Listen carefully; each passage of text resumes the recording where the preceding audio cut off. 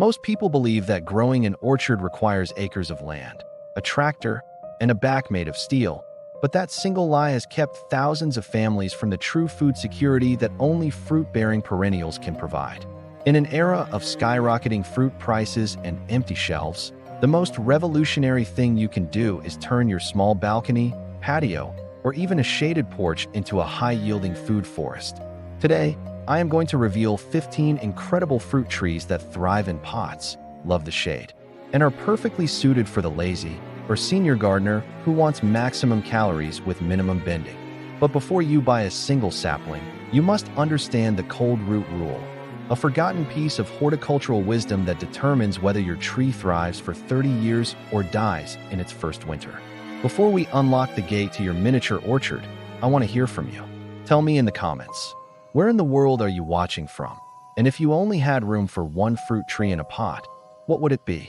Whether it's a juicy peach or a tart lemon, knowing your dream harvest helps me give you the best advice for your specific climate. By the end of this video, you'll have a list of 15 trees that don't just survive in containers. They actually prefer them. We will cover the specific shade dwellers that produce fruit even if you don't have a south-facing yard. And I'll share the step-by-step method for planting that protects your knees and your wallet. Stick around until the final part because I am going to reveal the ghost tree of the East, a fruit tree so hardy and shade-tolerant that it was once used as a survival crop in ancient mountain villages, and it's the only tree on this list that can produce fruit even in almost total darkness. We live in a time where the fragility of our modern food system is no longer a theory, it's a daily reality. When you buy a piece of fruit from the store today, you're buying something that was picked green, gassed with chemicals, and shipped thousands of miles. For a senior gardener or someone living in a small apartment, the idea of food independence can feel out of reach, but container gardening is the great equalizer. It allows you to take your garden with you if you move, and it brings the harvest up to waist height, so you never have to crawl on the ground again. I often think about a story from the late 1940s, right after the war. My neighbor, Mrs. Gable, lived in a tiny row house with nothing but a concrete slab for a backyard. While everyone else was complaining about the price of preserves, she had 4 large terracotta pots. In those pots, she grew enough dwarf apples and figs to keep her pantry full all winter. She used to say, "A tree in a pot is a tree you can talk to." She didn't need a ladder or a pruning saw. She just needed a little bit of ancient wisdom regarding the cold root rule. You see, a tree's roots in a pot are far more vulnerable to temperature swings than a tree in the ground. If you don't insulate the roots from the invisible frost that creeps through the sides of a container, the tree's circulatory system shuts down forever. In a moment, I am going to show you the first 3 trees on our list, picks that are so tough they practically grow themselves. We'll also open the curiosity loop on the pot-in-pot method, a lazy gardener's secret for keeping trees hydrated for an entire week without a single drop of extra water. If you're ready to stop being a consumer and start being a producer, regardless of how small your space is, then we need to talk about the backbone of the container orchard.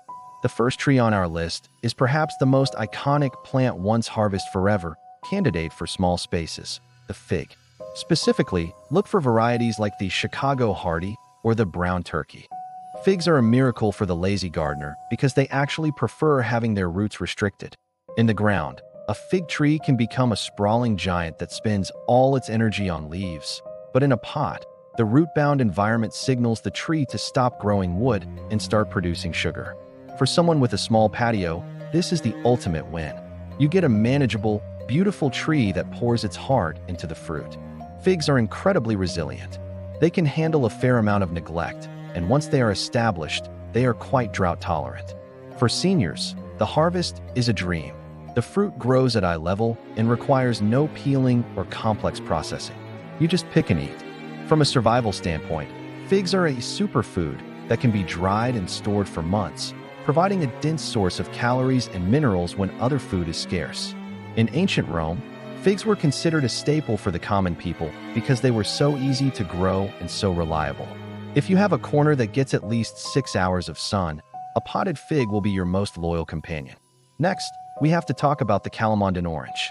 If you think UCA ain't grow citrus because you don't live in the tropics or you have a shady balcony, think again. The calamondin is the most shade-tolerant of all citrus trees. It is a cross between a mandarin and a kumquat, and it produces hundreds of small, tart fruits that look like miniature oranges. These trees are everbearing, meaning they often have flowers and fruit at the same time, filling your small space with a scent so sweet it rivals the most expensive perfumes. For the lazy gardener, this tree is a joy because it essentially prunes itself by staying compact, and it can be moved indoors during the winter to act as a beautiful houseplant. Moving into the realm of the shade-friendly powerhouses, we find the dwarf mulberry. Now, if you've ever seen a full-sized mulberry tree, you know they can be messy giants, but the dwarf, ever-bearing variety is a different story entirely. This tree is a survivalist's secret weapon because it is one of the fastest fruiting trees in existence. Many container-grown mulberries will start producing fruit in their very first year.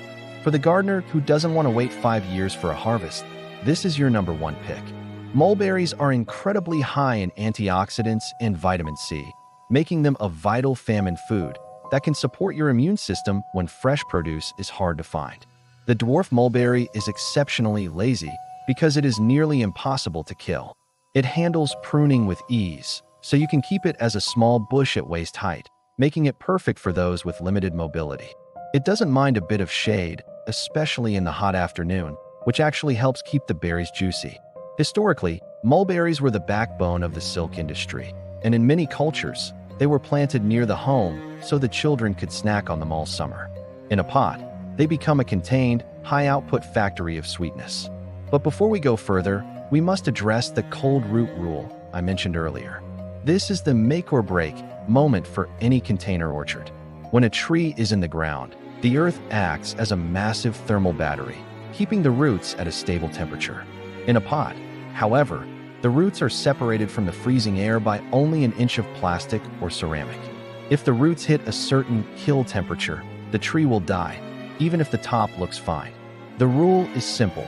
Always choose a tree that is hardy to 2 zones colder than your actual location if you plan to leave it outside in a pot. If you live in Zone 7, your potted tree needs to be Zone 5 hardy. This simple bit of math is the difference between a thriving orchard and a graveyard of expensive pots. If this insight is helping you plan your future harvest, tap that like button so we can help more people grow their own food. The 5th tree on our list is a true ancient that has seen a massive resurgence among survival gardeners, the pomegranate. Now, you might associate these with vast orchards in the desert, but varieties like the Nana or the Wonderful are surprisingly well suited for containers. Pomegranates have a unique, shallow root system that adapts beautifully to life in a pot. They are the ultimate lazy, perennial because they are incredibly long-lived. Some have been known to produce fruit for over 200 years. Planting one in a pot is like creating a living heirloom you can pass down to your grandchildren. For a senior gardener, the pomegranate is a perfect choice because it is exceptionally drought-tolerant. If you forget to water it for a few days during a busy week, it won't drop dead like a thirsty hydrangea. In fact, pomegranates often fruit better when they feel a little bit of stress. The fruit itself is a nutritional powerhouse, packed with polyphenol that support heart health and reduce inflammation. In ancient lore, the pomegranate was a symbol of abundance and was often kept in pots in Mediterranean courtyards to provide food and shade. Because they are naturally bushy, you can keep them pruned to a comfortable height, ensuring you never have to reach above your head to gather your harvest. Next is a pick that often surprises people, the Meyer lemon. If you want a tree that works as hard as you do, this is it. The Meyer lemon is actually a cross between a regular lemon and a mandarin orange, which makes the fruit sweeter and the tree much more resilient. It is the most popular container citrus in the world for a reason. It is a heavy feeder, but for the lazy gardener, that just means tossing a handful of organic fertilizer in the pot twice a year. Its ability to bloom and fruit almost year-round means that even in the dead of winter, your balcony or sunroom can feel like a tropical escape. Now, let's talk about a tree for those who have more shade than sun, the pawpaw. Often called the hillbilly banana, the pawpaw is the only tropical tasting fruit that is native to North America. It is a shade-loving superstar. In the wild, young pawpaws grow in the understory of large forests, meaning they actually prefer filtered light. If you have a patio that only gets a few hours of direct sun, The pawpaw is one of your few options for a substantial fruit harvest. The fruit tastes like a cross between a banana, a mango, and vanilla custard, a true survival delicacy that you almost never find in stores because it is too delicate to ship. For the senior-friendly garden, pawpaws are excellent because they have very few pests and diseases. You don't need to spend your time spraying chemicals or fighting off specialized bugs. However, there is a forgotten wisdom tip you need to know. Most pawpaws are not self-fertile. This is where the two-seed logic from our previous videos comes back. You usually need 2 different varieties to get fruit. For a small space, you can actually plant 2 young saplings in one large half-barrel pot. They will grow together as a multi-trunk tree, cross-pollinating each other in a single footprint. If you're worried about the weight of large pots for these trees, here is a lazy tip. Use fabric grow bags instead of heavy ceramic. They are much lighter, they prevent the roots from circling and becoming pot-bound, and they are easy to drag into a garage if a sudden freeze threatens to break the cold root rule.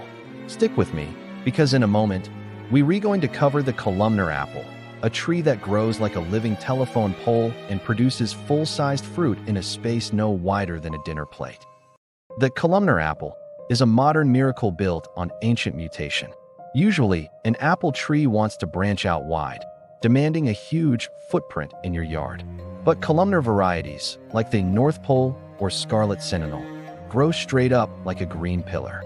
They rarely get wider than 2 feet, but they can be absolutely loaded with full-sized, juicy apples from the base of the trunk all the way to the top. For a senior gardener, this is the ultimate no-ladder fruit tree. You can place 4 or 5 of these in pots along a narrow balcony or a fence line and have a literal wall of fruit that you can harvest while standing perfectly still. Apple trees are a cornerstone of food security because they provide storage wealth. While berries must be eaten immediately, many apple varieties can be kept in a cool cellar or a refrigerator for months. In the survival gardens of the past, having a keeping apple was the difference between having vitamin C in February or going without. For the lazy gardener, columnar apples are a gift because they require almost zero pruning. Unlike standard apples that need complex central leader or open center cuts to stay productive, these trees have been genetically programmed to stay in their lane. They are a plant once harvest forever dream for the small space orchardist. Just remember the pollination partner rule. Most apples aren't loners, they need a buddy to produce fruit. If you have space for 2 pots, get 2 different varieties that bloom at the same time. If you only have space for 1, look for a multi-graft tree where 2 or 3 varieties are grafted onto a single trunk. It's a bit of horticultural magic that ensures your single pot is a self-contained ecosystem. This is the kind of smart design that allows a 35-plus gardener to outproduce a much younger person who is still trying to manage a massive, traditional orchard. Next on our list is the honeyberry, or haskap. If you love blueberries but struggle with your soil being too alkaline, or if you don't have enough sun, the honeyberry is your new best friend. These are native to the cold, rugged regions of Siberia and Japan, making them incredibly tough. They are one of the first plants to bloom in the spring, often while there is still snow on the ground, and they produce fruit that looks like an elongated blueberry but tastes like a mix of raspberry and honey. For the lazy gardener, honeyberries are a triumph because they are remarkably shade tolerant. While a blueberry will sulk and refuse to fruit without 8 hours of intense sun, the honeyberry will happily produce in the dappled light of a patio or a north-facing porch. They are also virtually immune to most common garden pests. Because they stay small and bushy, they are perfect for medium-sized pots. From a survival standpoint, they are an early-season lifesaver, providing fresh vitamins weeks before the first strawberries are even ripe. A quick lore tip for the honeyberry. In Japan, they are known as the berry of long life and good vision. Our ancestors knew that these dark, blue pigmented fruits were medicine for the eyes and the heart. To keep them happy in a pot, just remember that they like to stay cool. This is where the pot-in-pot method comes in. Place your honeyberry pot inside a slightly larger pot and fill the gap with mulch or sand. This extra layer of insulation protects the roots from the afternoon sun, keeping them cool and hydrated. If this strategy is making your lazy gardening heart skip a beat, tap that like button. Stick with me, because next, we're going to cover a tree that was once banned in parts of the U.S. but is now the secret to the most productive small space gardens in the country. The banned fruit I'm talking about is the blackcurrant. For decades, these were actually illegal to grow in many parts of the United States because they were thought to host a disease that threatened the timber industry. That ban was lifted in most places years ago, but the forgotten status of this plant means most gardeners are missing out on one of the highest-yielding, shade-tolerant crops on the planet. Currants are the royalty of the container garden. They are compact, woody perennials that thrive in large pots and actually prefer the cooler, shaded parts of your yard where other fruit trees would wither. For the senior gardener, currants are a lazy masterpiece. They don't require the heavy pruning of a peach tree or the constant thinning of an apple. They grow in a tidy bush shape, and the berries hang in beautiful clusters called strigs, which make harvesting a breeze. You just strip the whole cluster off with one motion. From a survival and health perspective, black currants are off the charts. They have 4 times the vitamin C of oranges and are packed with potassium. In wartime Britain, when citrus was impossible to find, the government encouraged everyone to grow currants to keep the population healthy. To keep your currants happy in a container, just remember they have a thirst for consistent moisture. This is the perfect place to use a self-watering pod or a simple mulch of pine bark. Because they are so cold-hardy, they are one of the few plants that won't keep you up at night worrying about the cold root rule. They can freeze solid in their pots and wake up in the spring ready to bloom. It's a tough-as-nails crop that rewards you with gourmet quality fruit for very little physical effort. We've toured through an incredible array of possibilities today, from the sun-loving fig to the shade-dwelling pawpaw and the space-saving columnar apple. The message is clear. Your small space is not a limitation. It's an opportunity for a high-intensity, low-effort food forest.